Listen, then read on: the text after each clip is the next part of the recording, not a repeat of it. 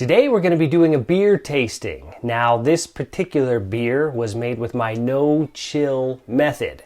This was the first time that I tried this method, and we're going to see how it tastes. Now actually no-chill is really kind of a disservice to explain how it went. I didn't use a wort chiller or an ice bath. I used an instant chill method. So what I did is I took my hot wort and I combined that with cold water to get my target temperature at my yeast pitching temperature, which was 75 degrees. However, I did miss that target temperature. I was more at 79 degrees, but then I added close to 20 ounces of water, brought that down to my 75 degree yeast pitching temperature, and I pitched the yeast, and we're gonna see how it turned out here. So it's been bottle conditioning for about 3 weeks, and I'm really excited to give it a try. Now I really like this method because it chills your wort instantly, so you don't have to wait a couple hours, use an ice bath, or waste a bunch of water using your wort chiller. You can really chill it immediately. However, how does that translate into beer? So let's go ahead and crack it open and give it a try here.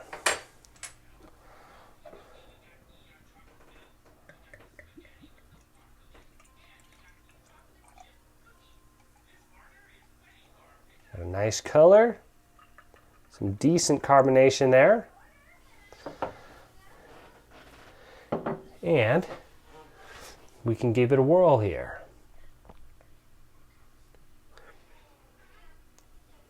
Smells good.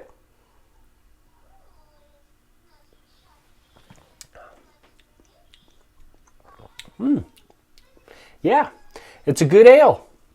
Needs a bit more carbonation. And other than that, it's really good.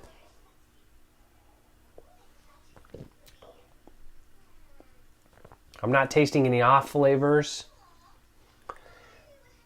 It's got a nice bitterness. The hops are fresh to it. The hops are actually really fresh. Nice malt flavor.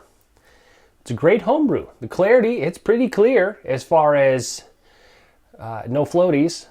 It is a bit cloudy as far as haze, but as far as any particles floating in there, it's really clear. And the flavor is outstanding. So this was a very simple recipe. It was all dry malt extract. I used some pretty much just light malt extract and hops. And, you know, if I would have put maybe some Bavarian wheat malt extract in there, that might have helped give it some more head there. It does have some good carbonation as far as the mouthfeel and what I'm seeing here. The carbonation is good, though without any wheat, the head and any retention of that head is pretty much non-existent. There really wasn't any head on this beer. But the flavor is really good.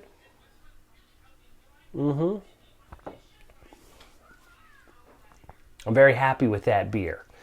So I would try this method again, but with maybe a more robust recipe. So I might try this on one of my recipes that I really enjoy and not just play it safe using just some light malt extract. And the reason I did that is because, well, if it turned out bad, I didn't want to waste a bunch of, good grains and barley on it. So there you have it.